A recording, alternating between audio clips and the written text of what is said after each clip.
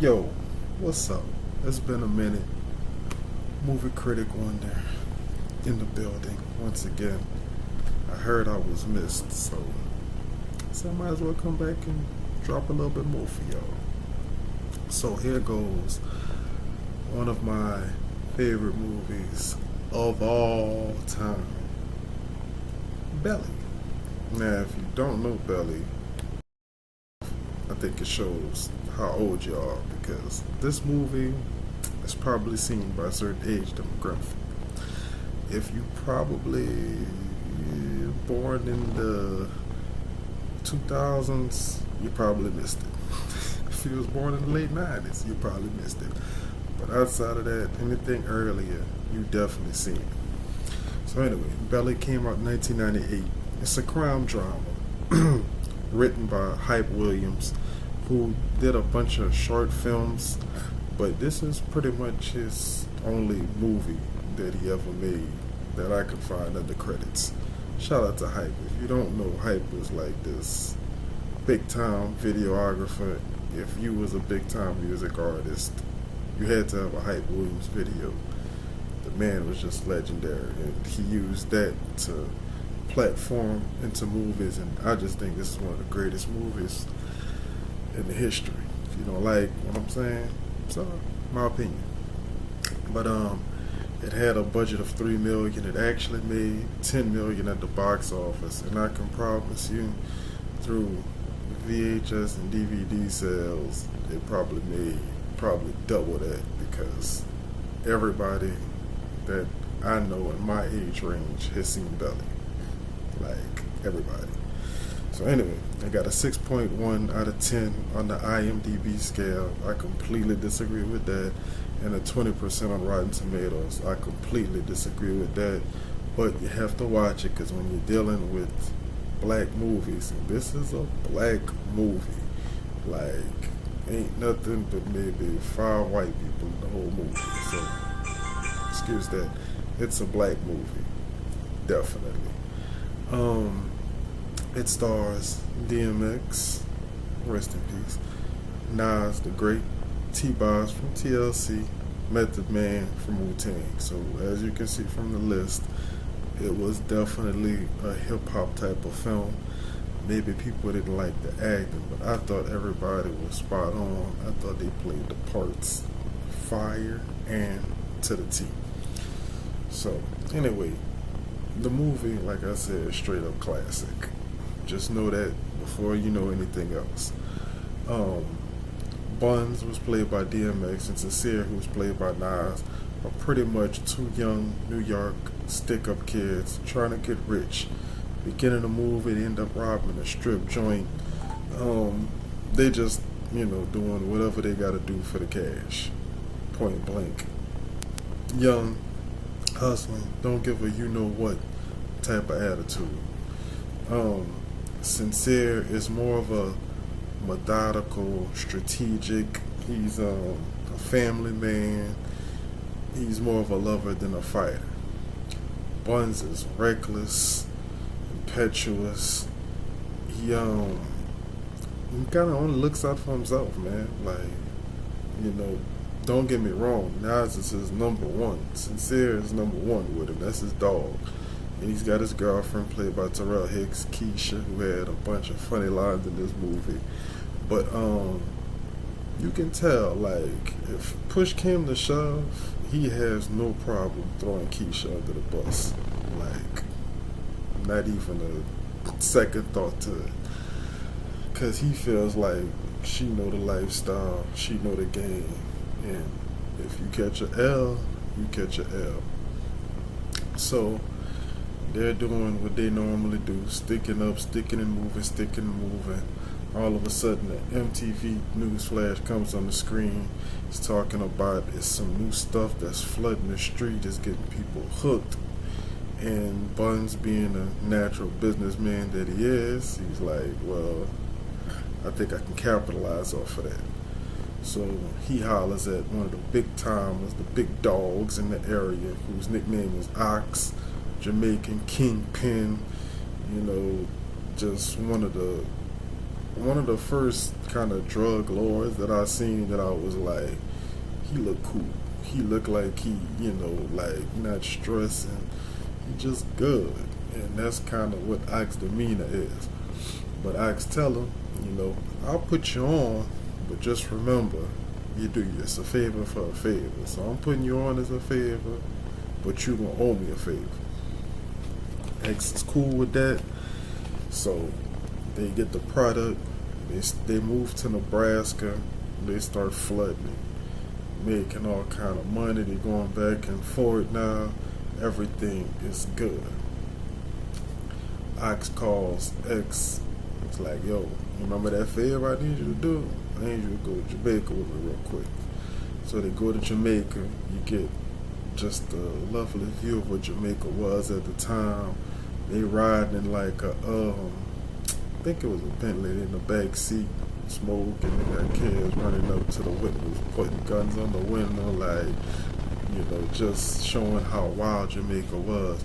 But Ike ain't tripping because he's like a king out there.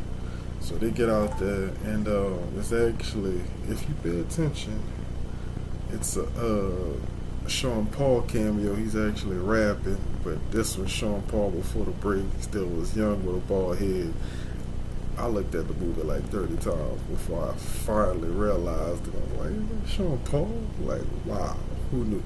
So yeah, Sean Paul is actually in the movie, but he's just an artist rapping on the stage. So Ox points out this guy with some feathers in his head, kind of like a mohawk with some feathers, and he's like, yeah, you see that guy right there? He trying to come up, he think he hot shit. I need you to take him out. Buns obliges. Next day comes, he act like he wiping the dude's window, asking for change, dressed like a homeless man, get close to him, bum, bum, bum. Let him ring, dude dead. So the favor's done for Ox. You know what I'm saying? Meanwhile, back in the States, as they go to Nebraska, there's this cat named Big, played by Tyra Turner from Minister Society. If you don't know, you need to find out. But anyway, he dropped the famous line of drop a dime on them niggas, drop a dime on them niggas. So that's what that just lets you know he's dealing drugs, but he don't want nobody else coming in his town dealing drugs. So he pretty much, snitches on them.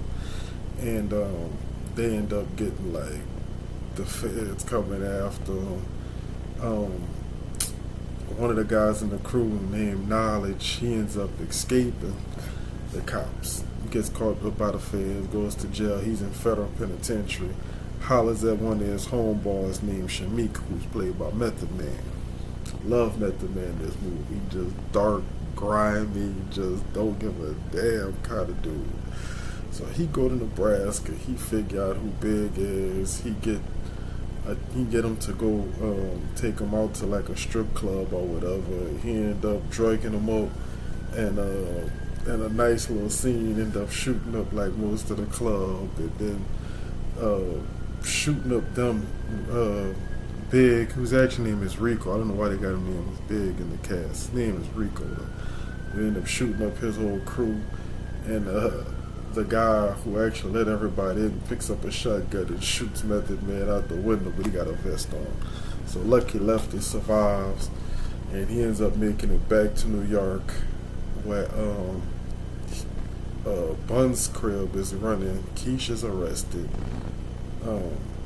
Sincere and his girl T-Boz bail her out. Then you get a nice little scene. You kind of catch up on the character of where Bun's girl is compared to where Sincere's girl is, and just how the different lifestyles, the different paths they take. But anyway, when she gets out, Method Man ends up trying to find her. He ends up clocking her, and she ends up killing him with an ashtray. That's all I'm gonna tell you. You really need to go watch it though, because she beat the brakes off him with that ashtray. Good acting job. So anyway, flashback to Buns, who's on the run, but the feds is watching. Playing basketball, guy just gently he eases into a conversation of like, yeah, we know who you are, Buns. Don't try running. Like, we got everything surrounded. pretty much telling them like it's gonna go like this. You either gonna do what we tell you to do, or you're going to jail for a long time. So of course, Buns agrees. What they want him to do is kill a Farrakhan-like individual who is just teaching people a better way. Somebody that's teaches some positivity, and apparently the feds really didn't like it. So they get him to infiltrate the guy's flock, the pastor's flock. During this, he actually goes and talks to Sincere and tells him, he's been listening to the Reverend, and he kind of like changing, his mind on what he thought life was, and it's opening his eyes.